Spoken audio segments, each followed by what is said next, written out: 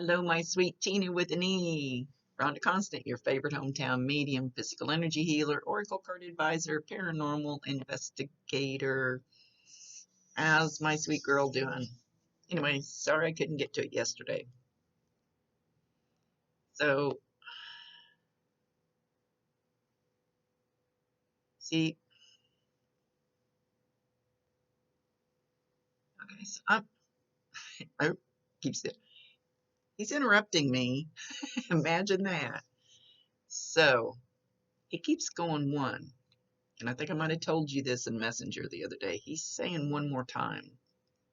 So I'm not good at doing this past life, future life, even though I am, I think it's next weekend that I am going to go to a 3 4 hour deal where we're going to be taken through one past life and one future life and a couple other things. So maybe that'll give me a little more insight how to figure that out. But he's saying one more time, one more go around. And I don't think he means like when you go up there. I think he means you're going to come back here, you and him. And what I do know is that I have shared lives with Bob. I mean, that's just one of them that I know. And past lives, still have trouble getting wrapping my head around past lives and how all that works. But anyway, in my head, from what I've learned in my experience, that we have been, and at some point, I think our roles were reversed where I was male, he was female. I mean, but there's also several other people, and we've all traveled these lives together because we're all in the same wavelength. We're in our soul group. It's not that other people don't come and go. Some of them are just there for one life to learn whatever lesson or teach us whatever lesson. So I'm no expert at it. Absolutely not. But that it does, from what I've been taught, work that way. Um, so saying that they won't know us when we leave, then how do you explain all the people in the nursing homes that I know for a fact, a lot of them anyway, I know for a fact, and the ones I've heard of, right before they pass, they're watching somebody. And they usually do roughly 3 days before, just the little bit that I know. It could be months before, it could be an hour before. I don't know if there's a time limit, but anyway, they talk about their mom being in the room, their dad being in the room, their husband being in the room who's passed. The ones that have passed obviously know the one that's getting ready to leave. So yes, we know each other. Absolutely. It's part of our soul group. And you and Norm are soul connection. Deep, deep, deep soul connection. And I totally understand that connection. And you know why.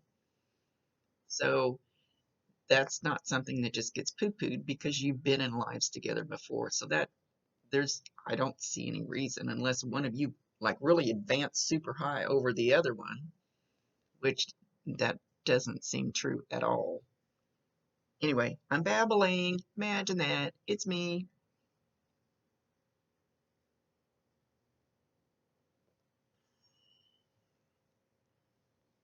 He's talking about Hawaii.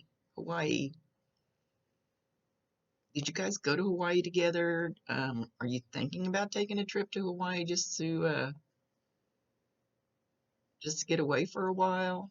I don't know why he's mentioning Hawaii. He's not saying.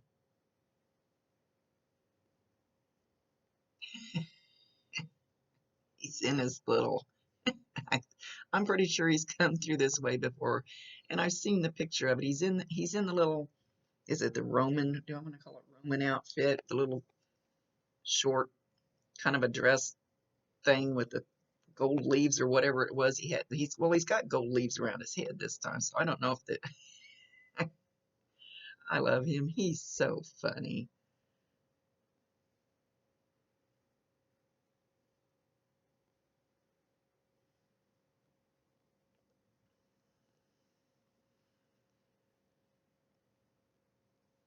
He's making me feel this very, very, very strong love for you.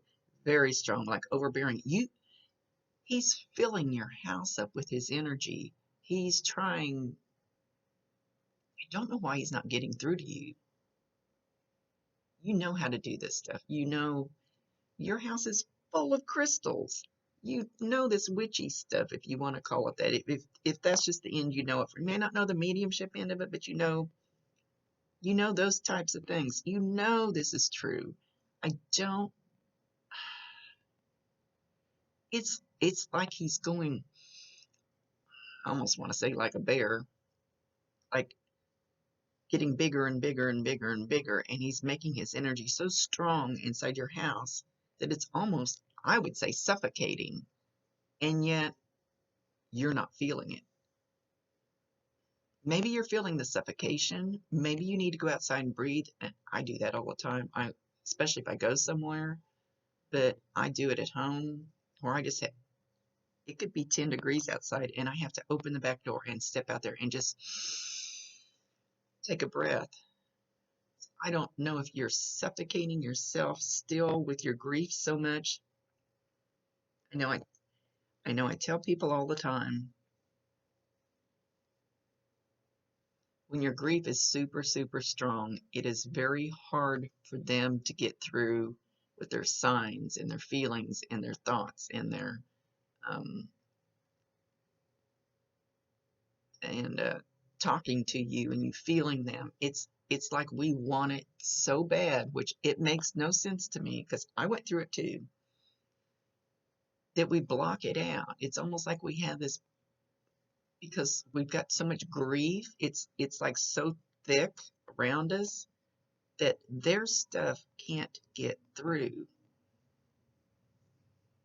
So I don't know if you meditate and oh my gosh, I almost hate that word because I can't sit still and I can't, and it's not about going or doing anything like that. Meditation is walking, and but I know you go out in your yard, probably not right now. It's probably colder than shit where you're at. But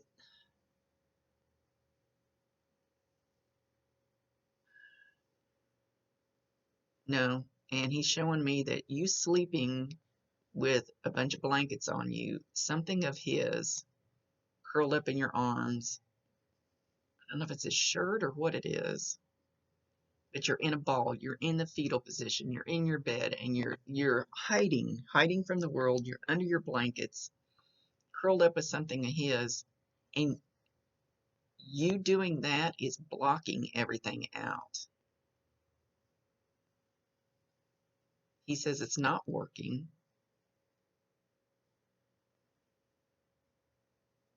He says you have to dig, and he's actually going like this. He's digging, and usually I go, oh no, not that, because Bob used to always show me. He'd have a shovel. He goes, Rhonda, you're digging your own hole. You need to stop. And so we would visualize me putting dirt back in that hole and covering it back up. So I didn't dig myself down deeper. But he's saying you need to dig, but you need to dig out. You feel like you're buried. You're buried under this ton of dirt. And actually it's just a ton of grief. He says you got to start digging. You got to start digging. He can't get to you,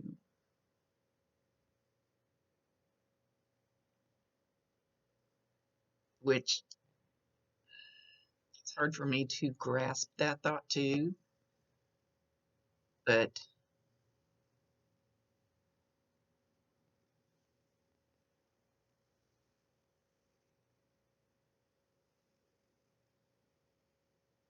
he says, I love you, I love you, I love you, I love you.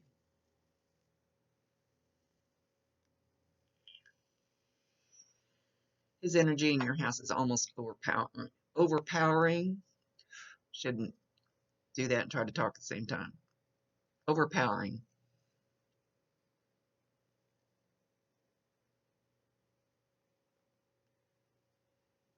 He said it's almost like you are getting smaller and smaller and weaker and weaker. He says that's not what he wants for you. He's actually extending his hand down to you. and trying to get a hold of you and pull you up a little bit, but it's almost like you're fighting it. It's almost like um you're telling him no, not consciously, subconsciously. Have you thought about being hypnotized? Have you thought about um that's like the meditation thing I'm going to. She's hypnotized me before, taken me into past lives. And her meditations are amazing because now that she's hypnotized me, I go out like a light just for a meditation.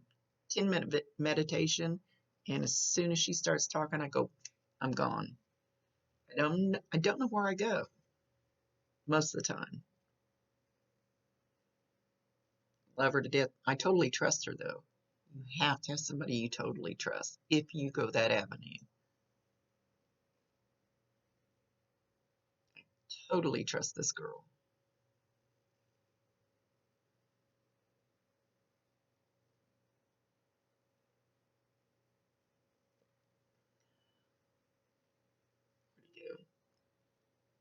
Oh, he's going back.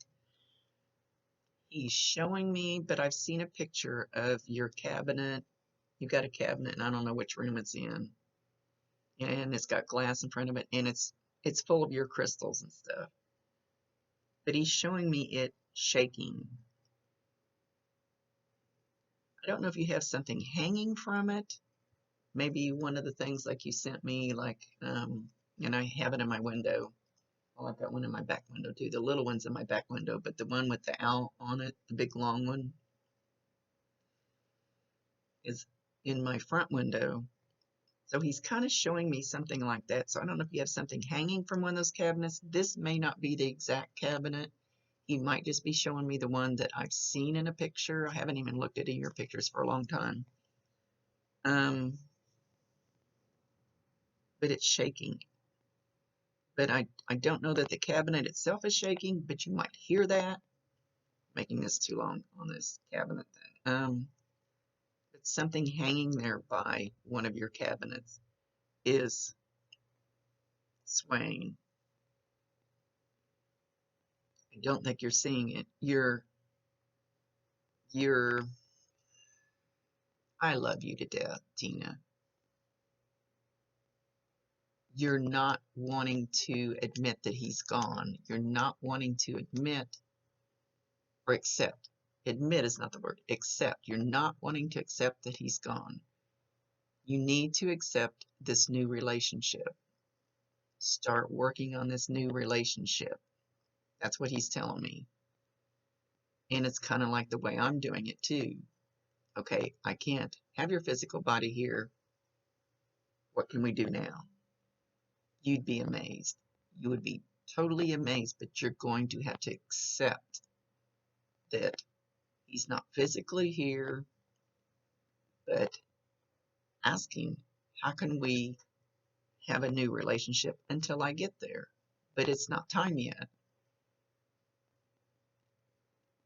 For the first time in my life, the last few years since I started this work, I hope I don't cry. I do not feel like I want to go home. I always, my whole life, felt like I needed to go home. I need to go home. I got to go home. I do not feel that way anymore. You're going to find that point. Oh, and Norm's going, like, not anytime real soon. You've got a huge purpose here. Huge purpose here. But you've got to dig out of this. You've got to accept. He says you have to get out of bed. And as far as him not being ready to leave, none of us. Well, there might be a few people. The majority of us, even me knowing what I know and people knowing a whole lot more than I do, we're still not ready to leave at that point because we're scared. It's not because we don't know that things are good, that we'll be okay. I know I will be. I know I'll be back with my soul group. I know that It's nothing but pure love and healing and peeling off that onion, that shit from here on earth and all that crap. I know that, but I'm still going to be scared shitless of the unknown, of the and not wanting to leave my connections here. And of course, he didn't want to leave you. So, of course, if you say he wasn't ready, of course he wasn't ready to leave you. He wasn't ready. But, and yet, he knew it was time. He knew,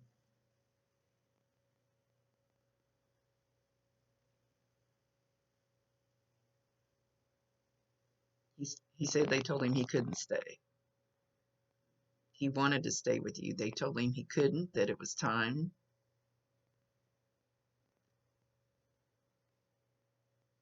But it's not working out the way it's supposed to because you have to hold up your end. You,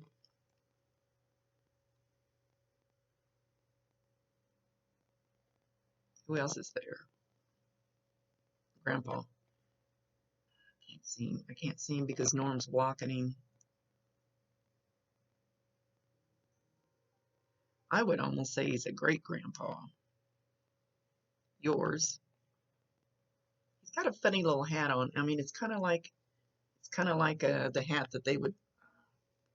It's kind of like a top hat, but the sides of it are like curled up. It's curled up more than any other top hat that I've seen in the old pictures. So, and he's probably exaggerating it because they'll exaggerate it to make sure that I look at that I see it. So he's trying to define who he is by showing me that picture. Glasses, and he's holding up a cane, and it looks like it has a brass or a gold top on it. It's not like a cane. This is the I think it's a great grandpa. It's not like a cane that he actually needed a walking cane. It seems like back in the day it was kind of a prestigious thing for some of them to have these. It's like this guy had money. He looks like he had money.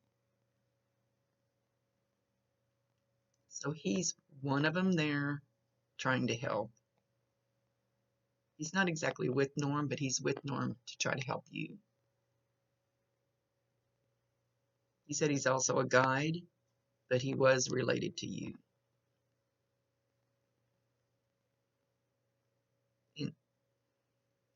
And yes, you can have relatives that were people that were related to you that can be your guides now.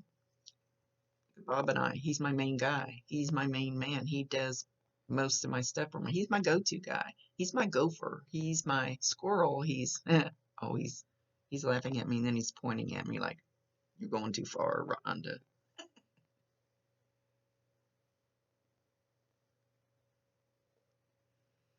Next week, I'm totally getting my shit together. Huh? Just kidding. One of the girls made this for me. Isn't it cute? Yeah, I'm not getting my shit together next week either. But Norm says you need to.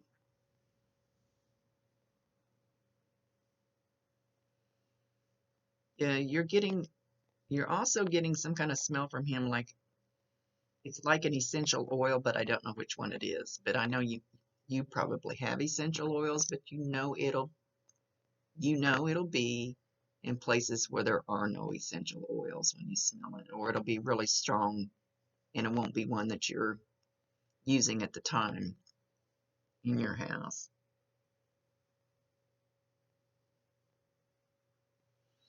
He said he's knocking on your head. He's literally taking his knuckles and knocking on your head. He's trying desperately to get your neck, and that could be a headache. So if you're getting a headache in one spot on your head, Bob hits me with a pool noodle, and I tell him, stop that. You give me headaches.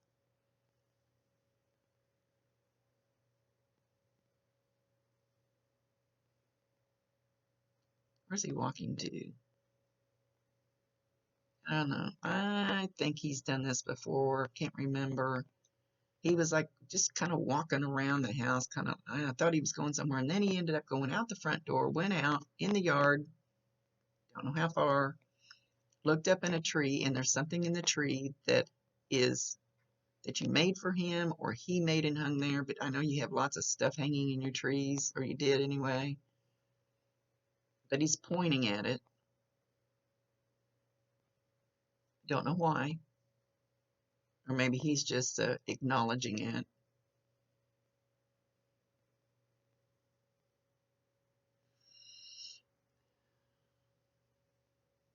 Then he goes back and he plops plops his butt on the front step. And he goes like this, and he goes, "Isn't this all beautiful? It's beautiful. Open your eyes. It's beautiful. Breathe. You're blessed."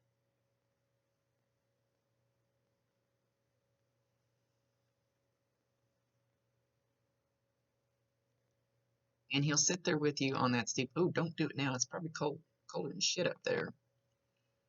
But he will be on your left side, and he will have his arm around your shoulder, looking at the beautiful view.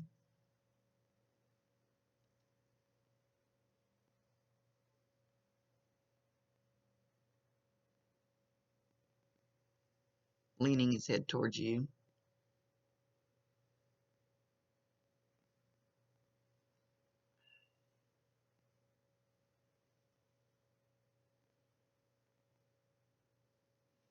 Then he gets up and he goes back inside the house. Now I've got the smell of smoke.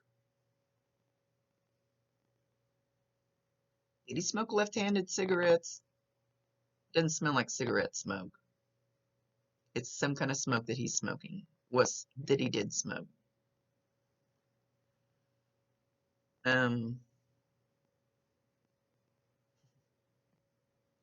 You're going to get that everywhere, in your car, in the store. He's leaving all these signs, but you're blocking them out, my dear. You've got to open up and you've got to allow. They can do all the stuff they want to, but if you don't allow it to come to you, if you don't allow it to come in you, don't allow it to come through you, you have to allow on your end too. There's also a female up there, and she's a healing guide, and she's trying to step forward, but you're not allowing her.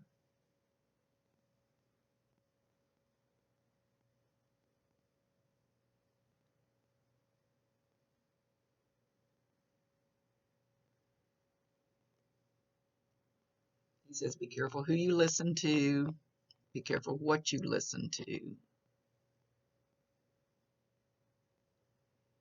Now he's showing me, I don't know what it's called. To me, it represents a little bit of the darker side. I don't know. It might be Wiccan. I don't know what the symbol means, and I'm not going to describe it because I've got to go here pretty quick. Be careful what you're listening to on that end. Be careful. Be careful.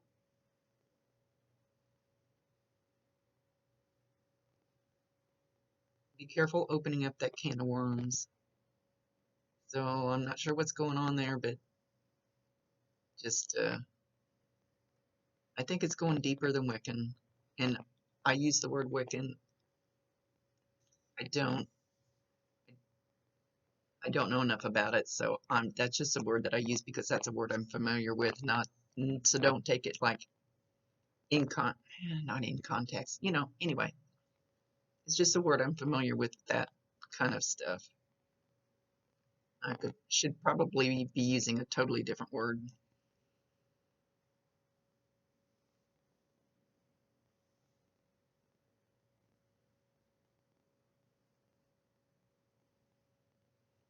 He is trying to stir the energy right above your head. He's trying to raise that vibration. He's trying to clear the cloud. He's showing, but you're having none of it. It's almost like you're a pissed off kid and stomping your feet and going, "No, I'm not gonna eat my peas. You can't make me. I'm not gonna come out of this shell. You can't make me. I'm refusing." And you're being stubborn and you're not letting him in.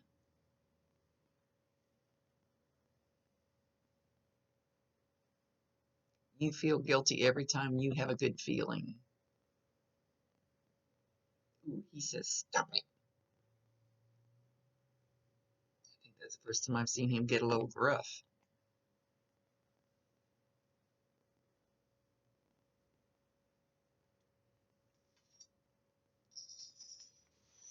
He wants you to be happy. He does want you to smile, but he wants you to be happy with him. He says work on this new relationship. He said it doesn't take voodoo. Sorry, I got to get ready for my thing. I'm all of a sudden this ear stopped, and I didn't get the high pitched shriek, but I got a something. So watch for the ear, one of your ears. If I get a really high pitched shriek, it's an archangel or a higher up guide or something trying to get my attention. The lower it is, the more it's like a past loved one or something. So watch for one of your ears to do something like that. No, I'm not describing it very well. Anyway, that's them trying to get your attention. So whenever that happens, it's just kind of, I have tinnitus, but this is kind of something, it's different. So when that happens, kind of stop and pay attention and go, okay, what is it you want me to see right now at this moment? What is the reason you're trying to get my attention? And then just kind of look around. Look around, listen to the radio or whatever, TV, whatever's playing at that time, whatever's in front of your sight. They're trying to get your attention. They're all trying to get your attention. You're blocking them out, dear. We've got to figure out a way to get you out of that. He said he loves you over the top of the moon, not just to the moon and back.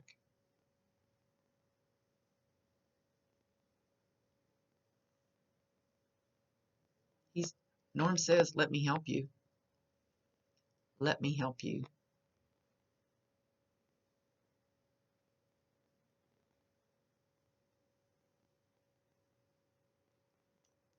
He says you have to accept that his physical body is no longer here.